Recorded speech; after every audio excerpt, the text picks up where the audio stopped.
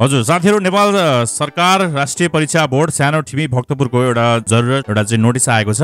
त्यो नोटिस के रहेको छ भने नेपाल सरकार राष्ट्रिय परीक्षा बोर्ड परीक्षा नियन्त्रण कार्यालय कक्षा 11 र 12 सानो ठिमी भक्तपुरको कक्षा 12 को लागि पुनः योग आवेदन सम्बन्धी सूचना रहेको छ। तपाईलाई यहाँ देखिरहनु भएको छ। यहाँ चाहिँ मलाई चाहिँ नेपाल सरकारको राष्ट्रिय परीक्षा बोर्ड परीक्षा नियन्त्रण कार्यालय कक्षा 11 र 12 को सानो ठिमी भक्तपुरको एउटा जारी निर्देशन आएको छ, एउटा चाहिँ नोटिस आएको छ। कक्षा 12 को नियोगको आवेदन सम्बन्धी सूचना जस्तै रिटोटलिङ यदि तपाईँ चाहिँ कक्षा 12 मा जस्ट तपाईँको रिजल्ट आएको छ, तपाईँको रिजल्ट आइसके पश्चात तपाईँको चाहिँ जस्तै एनजी आयो अथवा तपाईँलाई मार्क चाहिँ कम जस्तो लाग्यो भने चाहिँ तपाईँले रिटोटलिङ गर्न सक्नुहुन्छ। त्यसको लागि चाहिँ एउटा यो नोटिस रहेको छ। यो नोटिस चाहिँ तपाईँलाई चाहिँ मैले देखाउन गइरहेको छु ठुलो स्क्रिनमा।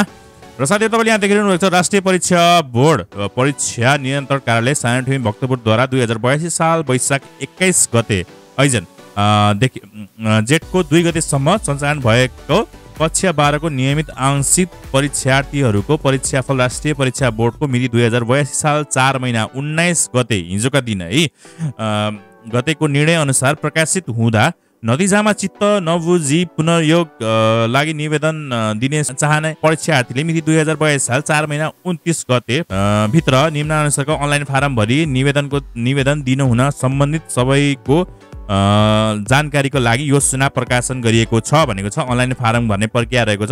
neb.gov.np मा गई अनलाइन पेमेन्ट रिटोटलिङमा जाने वा payment.neb.gov.np मा /स्टुडेन्ट पोर्टलमा जाने र त्यसपछि सिम्बोल नम्बर आफ्नो सिम्बोल नम्बर र जन्म मिति चाहिँ राखेर सर्च गर्ने है।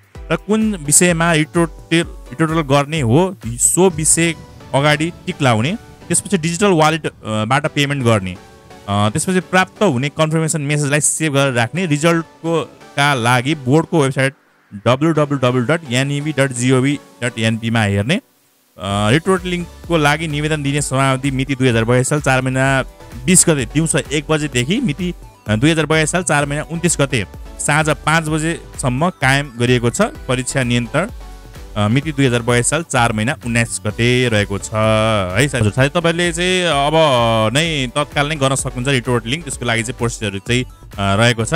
सर्वप्रथम तपाईको neb.gov.np मा यसमै यही वेबसाइटमा गएर तपाईले यहाँ देखिरहनु भएको छ अनलाइन पेमेन्ट रिटोटलिङ। यहाँ तपाईको जानु होला। यहाँ गएपछि तपाईको आफ्नो सिम्बोल नम्बर राख्नुस् होला। त्यसपछि तपाईको आफ्नो डेट अफ बर्थ चाहिँ यस्तैमा राखेर तपाईले यहाँ सर्च गर्न सक्नुहुन्छ। र तपाईले यहाँ देखिरहनु भएको छ नाम डिटेल सबै कुरा रहेको छ। र तपाईले कुन चाहिँ तपाईले चाहिँ रिटोटलिङ गर्न पर्ने हो त्यसको चाहिँ तपाईले यहाँ चाहिँ विभिन्न कुरा छ है।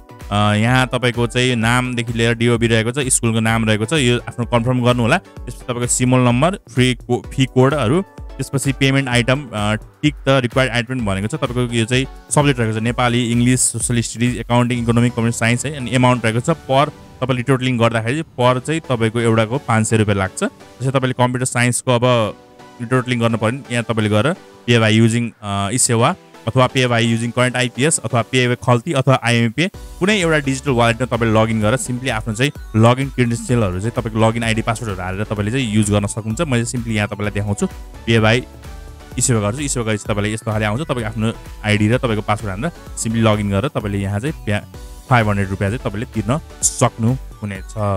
साथै आजको यो भिडियोमा यति मात्रै। साथै यो भिडियो हजुरलाई कसैलाई यदि हेल्पफुल लागेको छ भने यो भिडियोलाई धेरै भन्दा धेरै साथीलाई शेयर गरिदिनु ताकि उहाँहरूले जान्नुहुन्न कि आफ्नो चाहिँ रिटोटलिङको चाहिँ पेमेन्ट चाहिँ आफ्नै मोबाइलबाट अथवा आफ्नै कम्प्युटरबाट कसरी पेमेन्ट गर्न सकिन्छ भन्ने त्यसको बारेमा। र अरूहरू पनि यस्तै भिडियोका साथमा आउने बाजा। यस भिडियोबाट म सन्दीप लगायत समस्त टिम बिदा लिन चाहन्छु। हस्त नमस्ते, जय नेपाल, बाइ बाइ।